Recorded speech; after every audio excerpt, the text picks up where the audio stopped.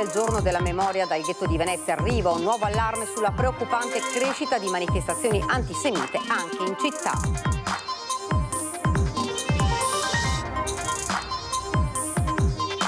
La coalizione del centro-sinistra ha promosso la candidatura di Andrea Martella a sindaco di Venezia per le prossime elezioni comunali, una decisione che segue l'approvazione arrivata da 18 circoli di Partito Democratico Cittadino.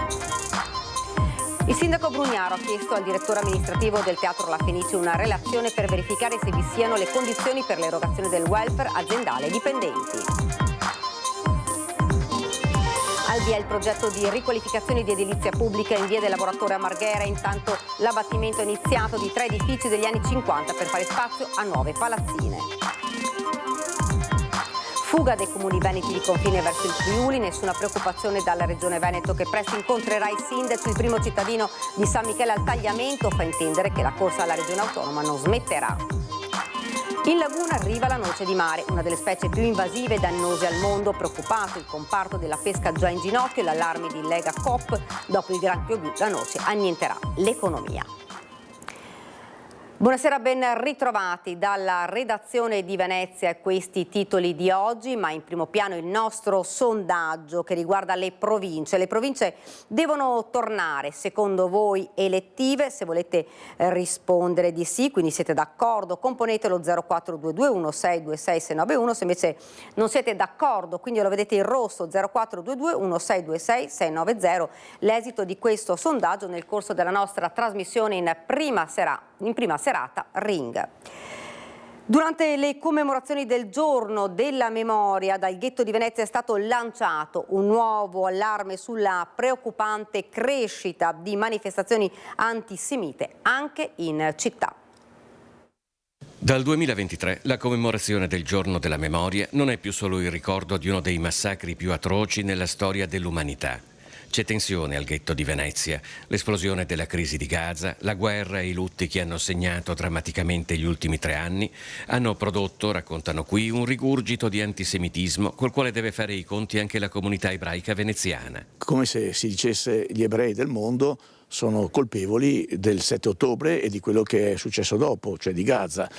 Il primo problema, ma senza dissociarsi da nulla, è distinguere fra ebrei e israeliani. Io sono un ebreo italiano e sono veneziano da circa il 1400. Io sono presidente di una comunità ebraica. La comunità ebraica non è un partito, quindi non ha una direzione di destra o di sinistra, e io devo rappresentare un po' tutta la comunità e tutte le idee della comunità, mediando. Sicuramente c'è molta gente sensibilissima alla catastrofe dei palestinesi, assolutamente.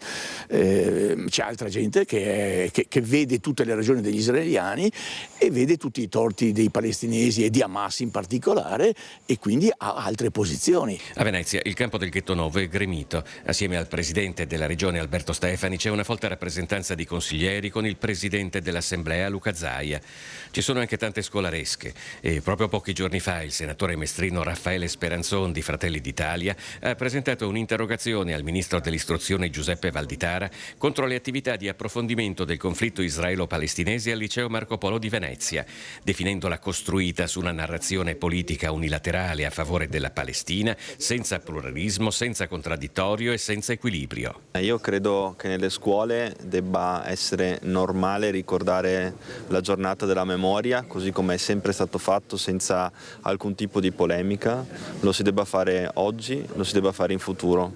Normalmente non c'erano tutte queste polemiche, credo sia assolutamente normale e corretto che nel corso dei prossimi anni ci sia la necessità che nelle scuole si faccia memoria e si custodisca la memoria di quello che è successo. Io penso che sia sempre fondamentale educare i ragazzi e indicare la via ai ragazzi nel rispetto della libertà del pensiero di ognuno. Ovvio che il contraddittorio è l'elemento fondamentale della democrazia. Non è la prima volta che a Venezia una questione sulla crisi di Gaza diventa nazionale.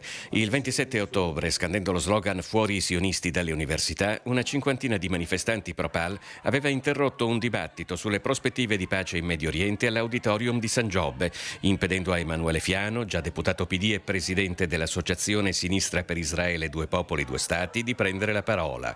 L'incontro si era poi svolto una settimana dopo, nella sede centrale di Ca' Foscari, assieme alla ministra dell'Università Anna Maria Bernini. Io non sono d'accordo con il senatore Speranzon che si debbano attivare delle ispezioni e una censura. Sono stato anch'io docente e quindi so cos'è l'autonomia didattica. L'autonomia didattica va esercitata però con grano salis, e quando si fanno 15 attività su Gaza, 15, se inviti dei palestinesi a parlare del genocidio, devi invitare degli israeliani a parlare del non genocidio, devi parlare di Hamas, devi parlare del 7 ottobre, devi mostrare un film anche sul 7 ottobre. La coalizione di centrosinistra ha promosso la candidatura di Andrea Martella a sindaco di Venezia per le prossime elezioni comunali. La coalizione si è incontrata anche ieri, si incontrerà anche in settimana con il candidato, e a breve ovviamente inizieremo con un incontro pubblico e con l'inizio della campagna elettorale per le prossime comunali, con appunto una coalizione coesa di centrosinistra. I partiti e le forze civiche che compongono il centro-sinistra veneziano hanno promosso la candidatura del senatore Andrea Martella a sindaco di Venezia, una scelta che segue la consultazione dei 18 circoli cittadini del Partito Democratico. Quello che sta prendendo forma in questi giorni è il risultato di un lungo processo. Già nell'estate del 2024 il centro-sinistra veneziano si era riunito in un'assemblea pubblica in Sala San Leonardo per avviare un percorso definito di condivisione e trasparenza per costruire l'alternativa civica e politica al centrodestra di Brugnaro. Un percorso proseguito in una serie di incontri lungo l'arco del 2025. A seguito delle assemblee dei circoli che hanno confermato la candidatura di Andrea Martella, adesso dovremo ovviamente consultare gli organismi dirigenti, quindi la direzione comunale che a giorni verrà convocata, ovviamente perché da statuto ovviamente è l'organo che delibera in merito al candidato, e poi ovviamente insieme a tutta la coalizione si partirà con l'annuncio dell'inizio della campagna elettorale. Definendosi garante di un rinnovamento di metodo e di merito rispetto alla gestione padronale del cupo decennio che ha visto il sindaco Luigi Brugnaro portare Venezia in una serie di episodi foschi illuminati dall'inchiesta Palude, il Movimento 5 Stelle ha annunciato il proprio sostegno alla candidatura di Andrea Martella, definito a sua volta persona di comprovata competenza, stimata e autorevole. Che sarà una campagna elettorale importante per il bene di Venezia, a partire dai temi, come abbiamo sempre detto, della casa, della residenza, ma anche della sicurezza e dei servizi e dell'ambiente. Il presidente della Fondazione La Fenice di Venezia, il sindaco Luigi Brugnaro, ha chiesto al direttore amministrativo una relazione preventiva sulle previsioni di chiusura del bilancio 2025 per verificare se vi siano le condizioni economiche e finanziarie per l'erogazione del welfare aziendale ai dipendenti. Lo rende noto un comunicato diffuso dopo la riunione del Consiglio di indirizzo della Fondazione Lirica che si è svolta oggi. Al via il progetto di riqualificazione di edilizia pubblica in via del Lavoratore a Marghera, è iniziato l'abbattimento di 3 edifici degli anni 50.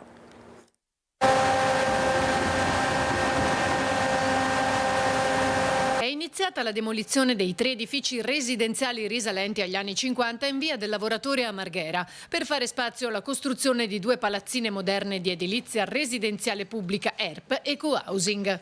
L'impatto totale sarà più o meno di costo di 6 milioni di euro tra l'abbattimento e la ricostruzione di queste 2 palazzine. I lavori dureranno all'incirca 2 anni, il lavoro è già partito, prevediamo per la fine del 2027 di consegnare questi appartamenti al Comune di Venezia per poi fare le assegnazioni con i bandi ERP. La qualità dell'intervento che andiamo a fare serve anche per questo, perché volente o nolente queste palazzine che vedete alle vostre spalle sono di 4 piani senza ascensore. Dare questi appartamenti ovviamente magari a persone fragili o anziani sarebbe stato impossibile, abbattendolo e ricostruendo ovviamente diamo una qualità di vita e una prospettiva di vita futura diversa.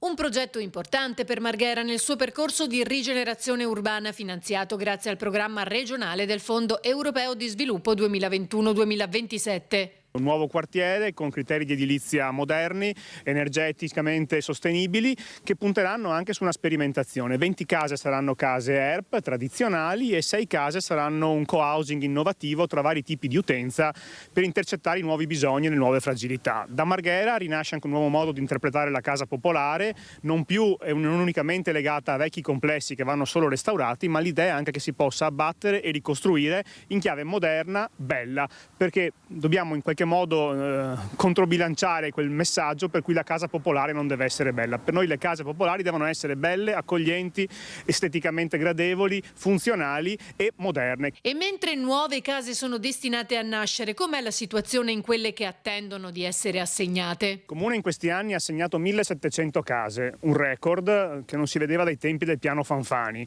È un intervento importante, complesso, perché restaurare in centro storico costa molto e a tempi più lunghi, peraltro in un periodo dove c'è stato il Covid e poi l'interruzione dovuta al super bonus, in cui trovare le ditte per i restauri era quasi impossibile. Un grande lavoro insieme a Insula che ha visto anche tanta innovazione anche nelle modalità. Il social housing, che prima non esisteva, oggi dà risposta a 500 famiglie, 500 giovani coppie lavoratrici del ceto medio-basso che altrimenti sarebbero espulse dalla città. Fuga dei comuni veneti di confine verso il Friuli, nessuna preoccupazione dalla Regione Veneto che presto incontrerà i sindaci. Al momento non vedo ancora una prospettiva seria di una rinascita delle province, quindi pertanto noi siamo sicuramente più che un comune di confine, io direi siamo un comune in trincea in questo momento qua. Non usa mezzi termini il sindaco di San Michele al tagliamento. La volontà è chiara: passare alla regione autonoma.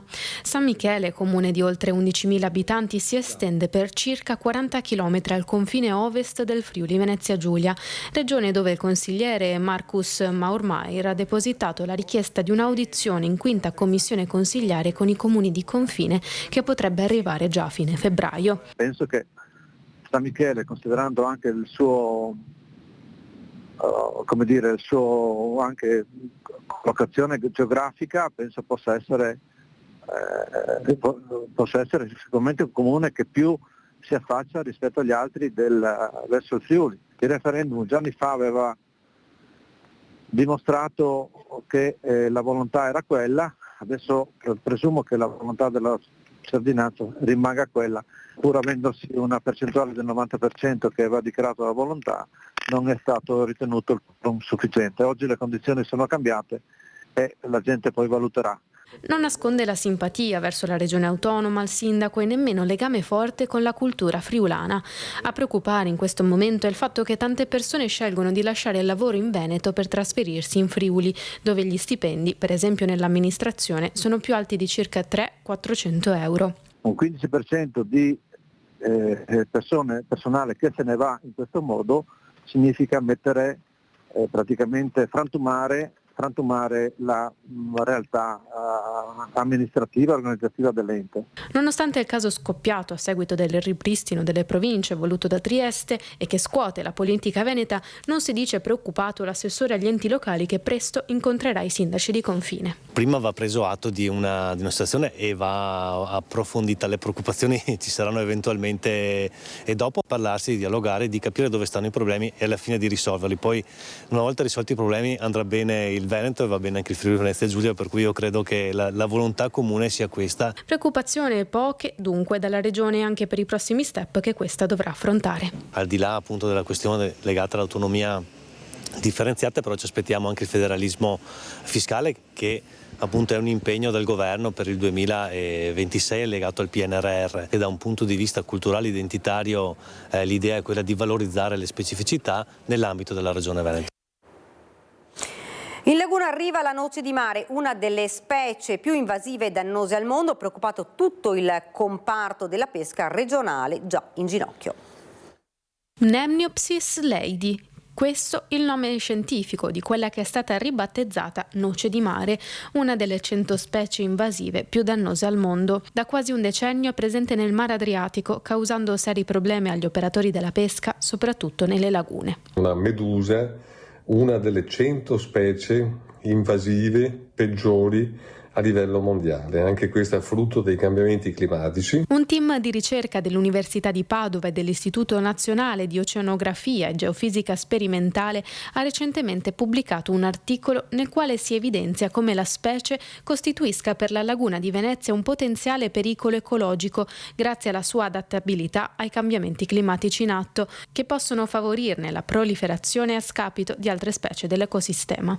Un animale vorace, carnivoro, mangia larve, uova di pesci, ha un ampio range di salinità e di temperatura sul quale riesce a sostenersi. La noce di mare entra dentro le reti ed impedisce la possibilità di pescare i pesci con le reti tradizionali. La noce nasce nelle coste del Mare del Nord e del Sud America. Ne era stata rilevata la presenza anche nel Mar Nero, ma è stata debellata tramite l'utilizzo di specie predatorie che hanno ripristinato il normale ecosistema marino. Non ci sono prospettive rosee invece per la laguna, già provata dal granchio blu e dalla moria di vongole. Il 95% dei pescatori della laguna di Venezia dichiara una riduzione dei guadagni dal 50 al 100%. Siamo di fronte a questo ennesimo dramma per quanto riguarda il nostro settore. L'auspicio è che si riescano a individuare attraverso la ricerca scientifica, ma anche con la capacità di resilienza da parte dei pescatori professionali, una soluzione a questo problema. Grazie davvero per averci seguito, arrivederci.